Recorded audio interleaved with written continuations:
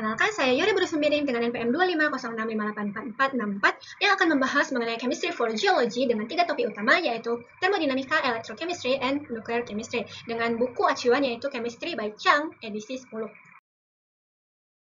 Kita masuk ke pembahasan yang pertama yaitu termodinamika. Termodinamika adalah cabang ilmu yang mempelajari tentang interkonversi panas dan bentuk energi lainnya. Termodinamika sangat erat kaitannya dengan reaksi spontan, yaitu reaksi yang terjadi pada kondisi tertentu tanpa bantuan energi luar yang berkelanjutan. Di sini reaksi spontan ditunjukkan oleh anak yang berbaju merah, sedangkan reaksi tidak spontan ditunjukkan oleh anak yang berbaju ungu, karena untuk melakukan aktivitas seperti anak berbaju ungu memerlukan bantuan energi dari luar. Kita masuk ke pembahasan mengenai hukum termodinamika, yaitu yang pertama, hukum pertama termodinamika menyatakan bahwa energi dapat diubah dari satu bentuk ke bentuk lain tetapi tidak dapat diciptakan atau dimusnahkan. Dengan salah satu cara pengukurannya yaitu mengukur perubahan entalpi atau delta H. Delta H adalah jumlah panas yang dilepaskan atau diserap oleh sistem selama proses tekanan konstan. Nah, awalnya itu reaksi spontan dikira hanya eksotermik, sedangkan melalui penelitian lebih lanjut ditemukan bahwa reaksi spontan juga ada yang bersifat endotermik. Nah, untuk memprediksi spontanitas itu, akhirnya kita memerlukan fungsi termodinamika baru yang disebut dengan entropi. Entropi adalah ukuran seberapa tersebar suatu energi dalam suatu sistem. Semakin besar penyebarannya, maka semakin besar juga entropinya. Dan ini sangat berkaitan dengan microstate, yaitu cara spesifik untuk mengatur molekul-molekul dalam suatu sistem. Pada tahun 1868, Boltzmann menunjukkan bahwa entropi pada suatu sistem berkaitan dengan logaritma natural dari jumlah microstate dengan rumus S sama dengan K kali ln W. Untuk itu, kita juga dapat menghitung perubahan entropi nih, dengan rumus delta S sama dengan S akhir dikurang S awal, sama dengan K dikali ln W final dikurang W awal.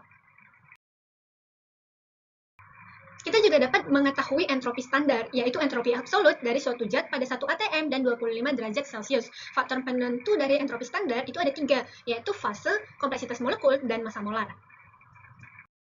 Kita masuk ke hukum kedua termodinamika, yang bunyinya entropi alam semesta meningkat dalam proses spontan dan tetap tidak berubah dalam proses kesetimbangan. Di sini kita bisa melihat pada proses spontan, delta S-nya itu lebih besar dari 0, sedangkan pada proses kesetimbangan, delta S-nya itu sama dengan 0. Di hukum kedua termodinamika ini, kita akan menemui dua rumus baru, yaitu perubahan entropi dalam sistem dan perubahan entropi di lingkungan.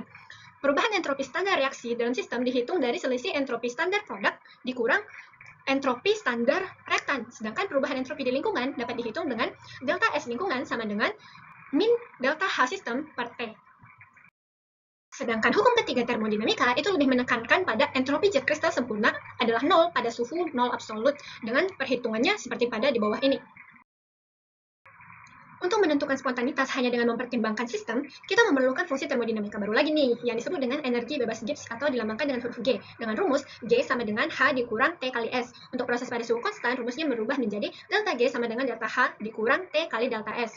Energi Gibbs ini dapat dihitung dalam keadaan standar dengan rumus delta G standar reaction sama dengan sigma M dikali delta G standar produk dikurang sigma M dikali delta G standar reaktan, di mana N dan M adalah koefisien.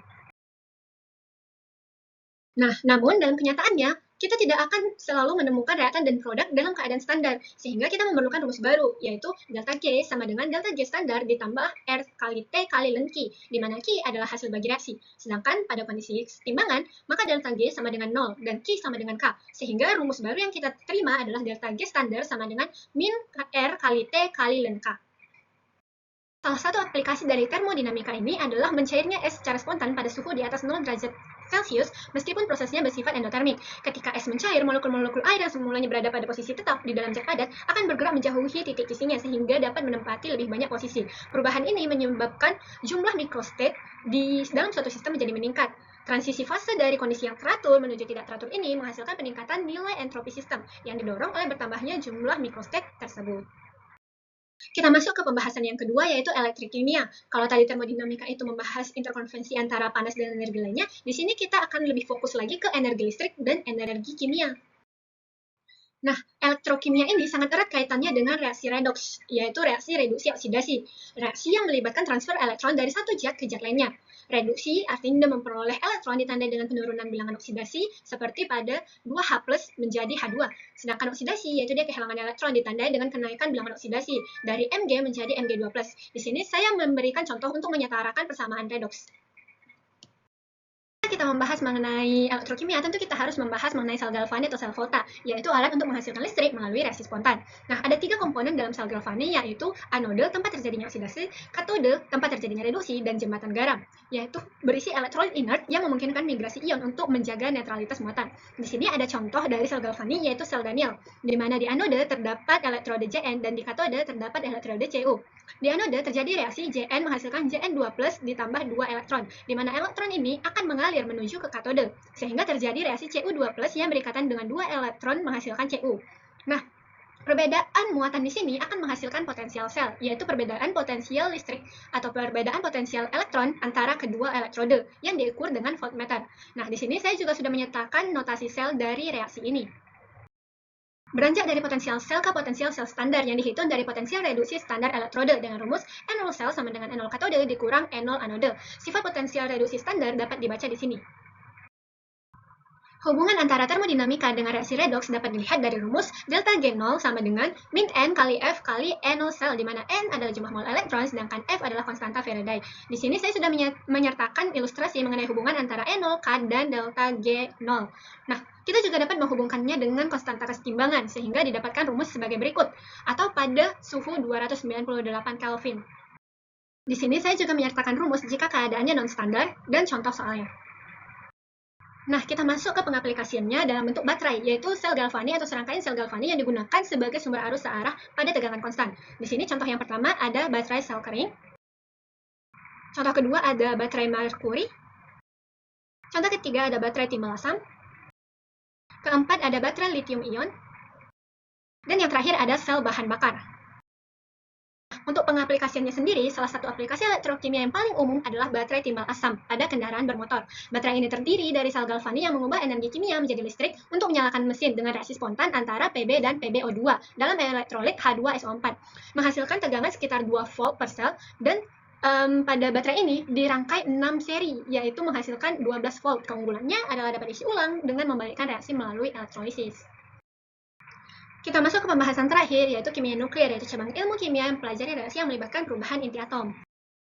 Nah, semua inti atom kecuali hidrogen mengandung proton dan neutron. Ketika inti tersebut tidak stabil, maka disebut dengan radioaktif, di mana dia akan memancarkan partikel atau radiasi elektromagnetik secara spontan. Umumnya atom yang bersifat radioaktif adalah yang berat atau nomor atomnya sangat besar, lebih dari 83. Ada beberapa simbol partikel elementer yang penting dalam kimia nuklir, yaitu proton, neutron, elektron dari inti dalam perurutan beta, positron, dan partikel alfa. Pada kimia nuklir, kita akan menemukan nuclear binding energy yang analog dengan entalpi, yaitu energi yang diperlukan untuk memecah inti menjadi proton dan neutron penyusunnya. Nah, di sini kita juga akan menemukan rumus baru, yaitu delta E sama dengan delta M dikali C kuadrat, di mana delta M adalah defek massa, yaitu selisih antara massa atom terukur dengan jumlah massa proton, neutron, dan elektron penyusunnya, yang dapat dihitung dengan rumus M dihitung dikurang M terukur. Radioaktivitas ada dua, yaitu radioaktivitas alami dan transmutasi nuklir. Di sini yang kita bahas adalah radioaktivitas alami, yaitu pancaran spontan partikel atau radiasi elektromagnetik dari inti tidak stabil. Jenis radiasi utamanya ada partikel alfa, partikel beta, sinar gamma, positron, dan penangkapan elektron. Laju peluruhan radioaktif mengikuti kinetika orde pertama, dihitung dengan rate sama dengan laju peluruhan sama dengan lambda dikali N. Hubungan waktu dan jumlah inti dapat dihitung melalui ln Nt per N0 sama dengan min lambda dikali T. Untuk paruh waktu atau T1/2 dapat dihitung dengan ln 2 per lambda sama dengan 0,693 per lambda. Nah, tetapan laju tidak dipengaruhi suhu, tekanan, atau kondisi lingkungan. Hal inilah yang membedakannya dengan reaksi kimia biasa. Nah, apa fungsinya kita mengetahui paruh waktu? Paruh waktu digunakan sebagai jam atom untuk menentukan usia benda. Nah, di sini ada beberapa contoh, yaitu dari penanggalan radiokarbon, penanggalan uranium, dan penanggalan kalium. Kita masuk ke pembahasan yang lebih serius, yaitu mengenai fisi nuklir, yaitu proses di mana inti berat terbelah menjadi inti yang lebih kecil dan satu atau lebih neutron. Proses ini melepaskan energi sangat besar karena inti berat kurang stabil dibanding produknya. Nah, kalian dapat melihat pada grafik ini. Di sini ada contoh dari uranium 235, di mana hasil dari fisi nuklir ini akan tetap neutron. Satu neutron akan menghasilkan 3 neutron yang akan menginisiasi chain reaction. Agar reaksi berantai atau chain reaction dapat terjadi, harus ada cukup uranium 235 untuk menangkap neutron. Nah, di sini kan kita menembakkan satu neutron ke satu uranium. Hasilnya ada 3 neutron. Nah, ketiga neutron ini harus menabrak 3 uranium sehingga chain reaction-nya ini dapat tetap terus berjalan. Aplikasi dari fisi nuklir ini dapat dilihat pada bom atom.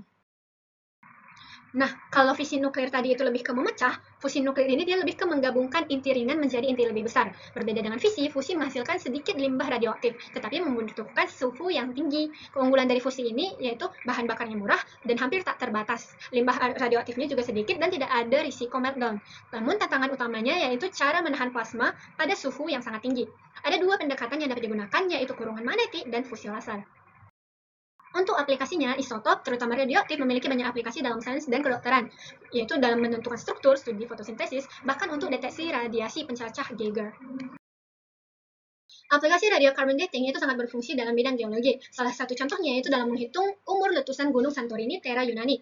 Radiocarbon dating memanfaatkan peluruhan isotop C14 menjadi N14 dengan waktu paruh 5.730 tahun untuk menentukan usia material organik. Dalam geologi, metode ini digunakan untuk menentukan kapan sih sebuah letusan gunung berapi terjadi.